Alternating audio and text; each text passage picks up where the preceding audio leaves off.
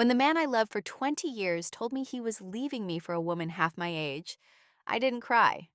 I didn't beg. I simply smiled and said, "Good luck." He thought he was trading up. He thought I would crumble without him. What he didn't realize was that I had already set everything in motion. By the time he figured it out, it was far too late. Mike and I met when we were just kids, fresh out of college, full of dreams and big ideas. We built a life together brick by brick. We opened a small consulting firm, worked endless nights, and slowly turned it into a thriving business. We bought our dream home on the hill, raised two beautiful children, and from the outside, we looked like the perfect couple. But somewhere along the way, Mike got restless. Maybe it was the gray hairs he spotted in the mirror. Maybe it was the long hours I spent managing our company while he networked. Maybe it was just his own weakness. Whatever it was, it led him straight into the arms of a 25-year-old fitness instructor named Kayla. I found out the way most women do, through a mistake. A text meant for her ended up on my phone. "Can't wait to see you tonight, baby. I'll tell her soon." It was like a punch to the gut. But once the initial shock wore off, a strange calm settled over me. If he thought he could throw away everything we built, everything I sacrificed, without consequences, he was sorely mistaken. I spent the next few weeks playing the perfect wife, smiling, cooking his favorite meals, pretending not to notice the way he slipped out for late meetings. All the while, I was meeting with lawyers, accountants, and private investigators. Mike was always the face of our company, but legally, it was mine. Years ago, at my lawyer's advice, we had structured it that way for tax purposes. I handled the finances, he handled the clients. It was an arrangement that suited us both, until now. When Mike finally told me he wanted a divorce, he expected a fight, he expected tears. What he got instead was a serene smile and a simple, "Of course, Mike, whatever makes you happy." He moved out the next week into a flashy condo downtown. Kayla moved in shortly after. They posted selfies, dinners, vacations, workouts. To the world, they were living a dream. And me? I was quietly assembling an army. The day of our divorce hearing, Mike swaggered into the courtroom with Kayla on his arm. He barely glanced at me. In his mind, the house would be sold, the business would be split, and he would walk away with half of everything. He had no idea. When the judge called the case, my attorney stood up with a thick stack of documents. He outlined the ownership of the company, the titles to the properties, the bank accounts, and the retirement funds. Every single asset was in my name. Every single one. Mike's face went from smug to stunned to furious in the span of 5 minutes. "This can't be right," he barked. "I built that company." The judge peered over his glasses. "Perhaps you did, sir, but legally it belongs to your wife." Mike tried to argue, but the facts were facts. He hadn't paid attention to the paperwork he'd signed over the years. He hadn't thought it mattered. He trusted me to handle the boring details. And now, that trust, that arrogance, was his downfall. When the final ruling came down, Mike was awarded exactly what he came into the marriage with: an old pickup truck and a savings account with less than $5,000. Kayla looked like she wanted to crawl under the bench. As we left the courthouse, Mike chased after me. "You can't do this," he shouted. "I have nothing." I turned to him cool as ever. "You have her," I said, nodding at Kayla. "Isn't that what you wanted?" For the first time, he looked unsure. "Please, we can work something out," he pleaded. "I made a mistake." I smiled sweetly. "You did. Goodbye, Mike." Over the next few months, I thrived. I renovated the house, expanded the business, and traveled. Places Mike had always promised we'd go but never followed through. I learned to smile again, to laugh, to live without the constant anxiety of wondering who Mike was texting or what lie he was telling. As for Mike and Kayla, it didn't take long for reality to set in.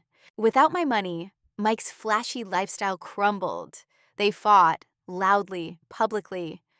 Eventually, Kayla left him for a personal trainer closer to her age. Last I heard, Mike was living in a one-bedroom apartment above a gas station, working part-time as a consultant for a struggling startup. He called me once, late at night. I didn't answer. Some things are better left in the past. And me? I'm just getting started. Because sometimes the best revenge isn't rage. It's living the life they can only dream of. It's funny how things work out. Mike thought he was leaving me behind for a newer, shinier version. But in reality, he freed me. He gave me a second chance at happiness, a happiness that has nothing to do with him. I started going out again. At first, it was awkward, nerve-wracking. Dating after 20 years of marriage felt like learning to walk all over again. But I met people, kind, interesting people who saw me for who I was, not for what I could give them. I reconnected with old friends, started painting again, something I'd abandoned years ago because Mike thought it was a waste of time. I filled my home with laughter and music and art. The company continued to grow too. Freed from Mike's networking, I brought in real talent, smart, driven people who shared my vision. We expanded into new markets, doubled our revenue, and earned industry awards. For the first time, the business felt truly mine. One day, while accepting an award at a major conference, I caught a glimpse of Mike in the back of the room. He looked older, smaller somehow. He avoided my gaze. Afterward, a young entrepreneur approached me, full of excitement. "You're such an inspiration," she said. "I hope I can build something like you have." I smiled and shook her hand. "You will," I said. "Just remember, never let anyone tell you that you can't." Driving home that night, I felt a peace I hadn't known in years. Not because I had won or beaten Mike, but because I had found myself again. Stronger, smarter, unbreakable. Sometimes, losing everything you thought you needed is the best thing that can ever happen to you. And sometimes, the real victory isn't taking everything from them. It's realizing you never needed them in the first place. Life after Mike wasn't just peaceful, it was electric. But success brings attention, and attention brings new challenges. One afternoon, as I returned to my office from a client meeting, my assistant rushed to me with wide eyes. "There's a man waiting for you in the lobby," she said. "He refused to make an appointment, said you would want to see him." I sighed, already knowing. Mike. I found him sitting stiffly on the leather couch, wringing his hands. His suit was wrinkled, his shoes scuffed, a far cry from the man who once prided himself on perfection. "I need your help," he blurted before I could say a word. I raised an eyebrow. "My help?" His cheeks flushed. "The startup I joined, it went under. I'm out of work." And I kept my voice calm, measured. "I thought maybe you could, find a place for me here. Maybe something in management." His eyes were desperate. The same man who tossed me aside like yesterday's news now sat begging for scraps. It would have been easy to gloat, easy to spit out 1,000 insults. But I wasn't that woman anymore. Instead, I smiled kindly. "Mike, I think it's best if we both move on. You should find your own path. I'm sure you'll manage." The words stung him worse than any slap. He opened his mouth, then closed it again. Without another word, he rose and stumbled out the door, a broken man. I turned away without a second thought. There were bigger things ahead of me. Later that year, I decided to take an even bigger leap, opening a second office across the country. It was a risk, a massive one. But I felt ready. I wasn't just surviving, I was thriving. Setting up the new branch meant travel, long hours, unfamiliar cities. But it also meant new people. One evening, after a late dinner meeting in Boston, I found myself lingering over coffee with one of our new partners, Daniel Hayes. He was charming in a quiet way, nothing like Mike's loud bravado. When he laughed, it wasn't to show off. When he listened, it was real. We talked about everything: business, books, even favorite childhood memories. Hours slipped by unnoticed. As we parted that night, Daniel hesitated. "I don't know if this is appropriate," he said, "but would you like to have dinner sometime? A real dinner. not a working one.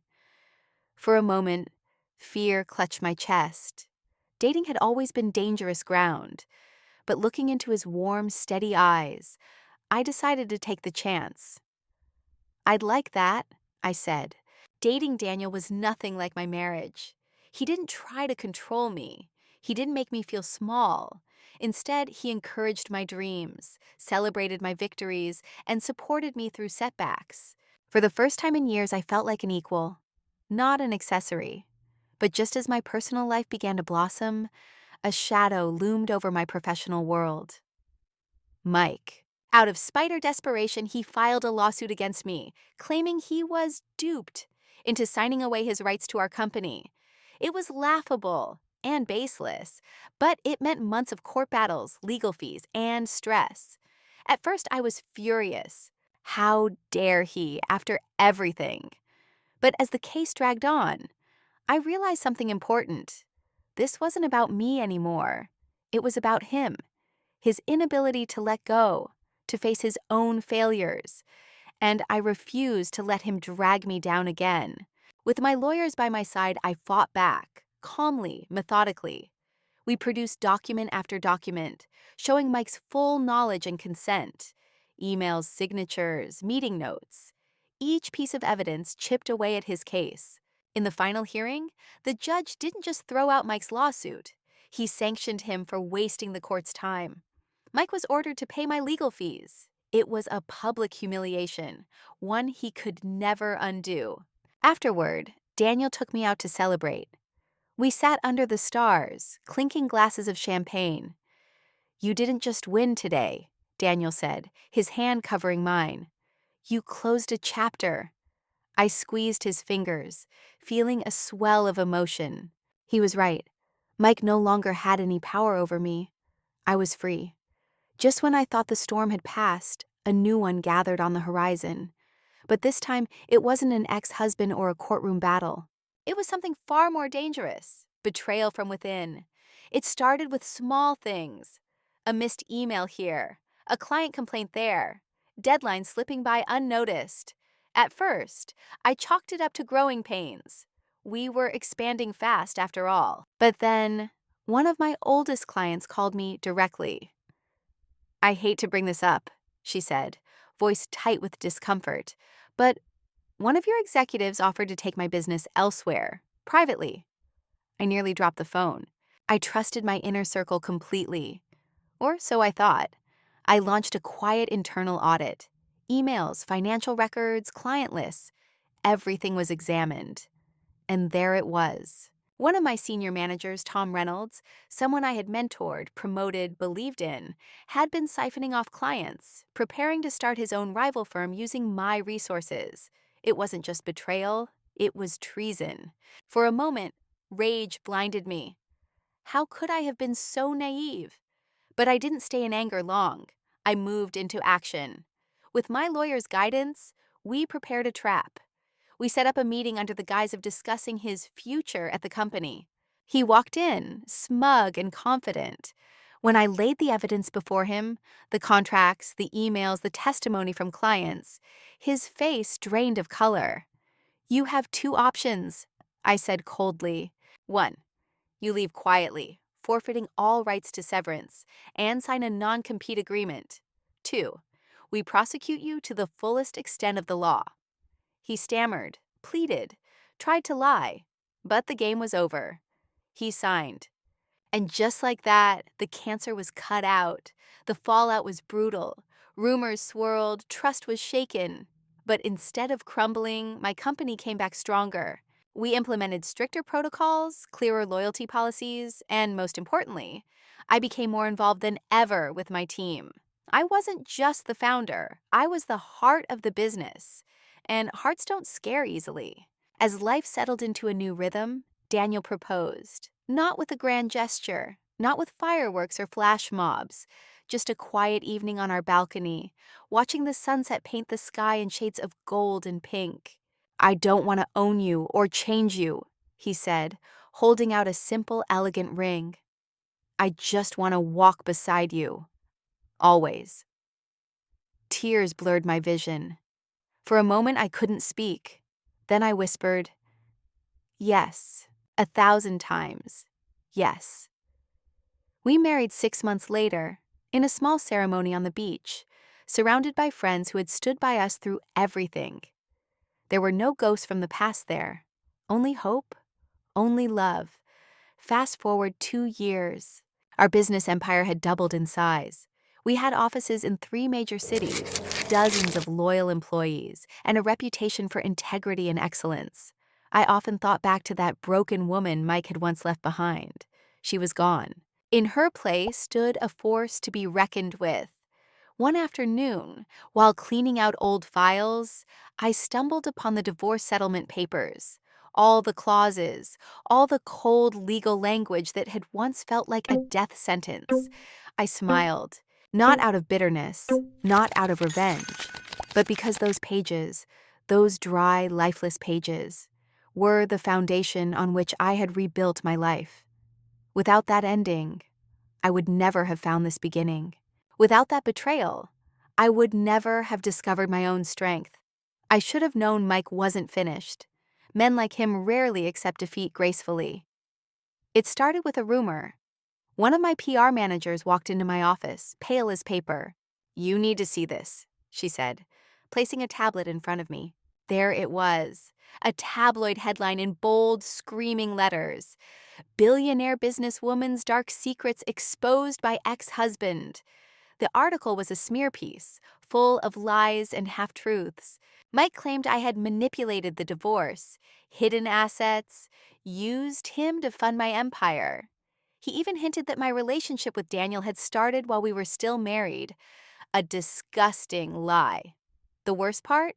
Some people would believe it. In the court of public opinion, perception often outweighed truth. For a brief, terrifying moment, I felt that old fear creeping back, the fear of losing everything I had fought for. But then I looked around, at the thriving company I had built, at the loyal team who stood behind me, at the man who loved me without conditions. I wasn't that broken woman anymore. I was fire. I was steel. And I wasn't going to let Mike's desperate grasp for relevance burn down my life. We moved quickly. Our PR team issued a strong, factual statement, dismantling each of Mike's claims. We provided legal documents, financial records, testimony from neutral third parties. The truth was clear. Mike had no case, no evidence, and no credibility. Still, the scandal buzzed for a few days. Reporters camped outside my office. Internet trolls filled my social media with filth. Former friends crawled out of the woodwork to give interviews. It was exhausting, infuriating, but I refused to hide. I attended my meetings. I walked into my offices with my head high. I smiled at the cameras, never giving them the satisfaction of seeing me break. Slowly, the tide turned. Public opinion began to shift. People remembered who I was, the woman who built an empire from ashes, the woman who didn't quit, the woman who rose above. And Mike? He became a joke. Late-night hosts roasted him. Commentators mocked him for his tell-all that told nothing. Even his few remaining friends distanced themselves. Within a month, the story died. And Mike, along with it. The experience changed me. It reminded me that success wasn't just about building wealth or winning battles. It was about resilience, about dignity, about refusing to be defined by other people's narratives.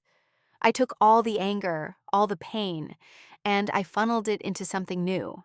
I started a foundation, one dedicated to helping women rebuild their lives after betrayal, divorce, or financial ruin.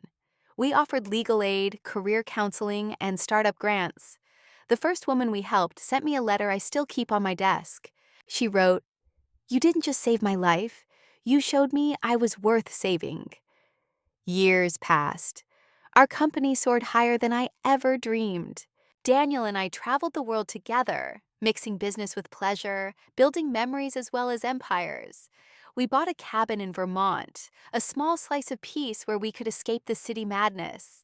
Sometimes, on quiet evenings, I would sit by the fire, Daniel's arm around me, and think back to that terrified woman standing outside a lawyer's office all those years ago. She thought her life was over. But really, it had just begun. One snowy evening, a letter arrived at the cabin. No return address. Inside, a single sheet of paper with trembling handwriting. I'm sorry for everything. I never deserved you. Mike. I stared at it for a long time, not with anger, not with pity, but with a deep, quiet peace. I folded the letter, placed it in the fireplace, and watched it burn to ash. The past had no power over me anymore. It was time to live fully, fiercely, and freely. For myself, for the woman I had become, and for the life still unfolding before me. Years slipped by, but the fire inside me never dimmed. It only grew stronger, warmer, fiercer. Our foundation blossomed into a nationwide movement. Women who had once been broken stood tall now, running businesses, leading nonprofits, mentoring others. Each success story felt like another brick, laid in the fortress of resilience we were building together. Every year, we hosted a gala to celebrate these victories. One autumn evening, as golden leaves carpeted the streets, I stood backstage in a deep blue gown, clutching my speech. Through the curtain, I could see hundreds of faces smiling up at the stage, faces filled with hope, strength, and pride. Daniel squeezed my hand. You ready? He whispered. I smiled. More than ready. When I stepped onto the stage, the applause was thunderous. I looked out over the crowd and took a breath. My story, I began, voice steady, is not unique. I was betrayed. I was abandoned. I was told by others and by that cruel voice inside my own head that I was finished. I paused, letting the silence fill with memory. But endings, I continued, are often just beginnings in disguise. What I thought was destruction was actually rebirth. What I thought was weakness became my greatest strength. Faces in the audience shone with tears. We are not defined by those who hurt us, I said. We are not measured by the love we lost or the battles we faced. We are defined by what we build after the storm, by how fiercely we fight, by how loudly we choose to live. The room exploded into applause. I closed my eyes for a moment, letting it wash over me. Not because I needed their approval, but because this life, this legacy, was mine. Hard won, deeply earned. After the gala, Daniel and I walked hand in hand through the city streets. The air was crisp, the stars blinking awake above us.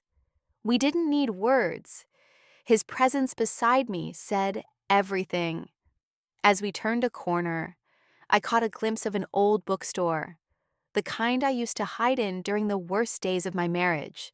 I smiled, remembering, not the pain, not the fear, but the courage it took to believe in a future I couldn't yet see. I squeezed Daniel's hand tighter. The past was a chapter, a necessary one, but I was too busy writing the next one, filled with strength, love, laughter, and endless possibilities. And this time, I was the author of my own story, forever.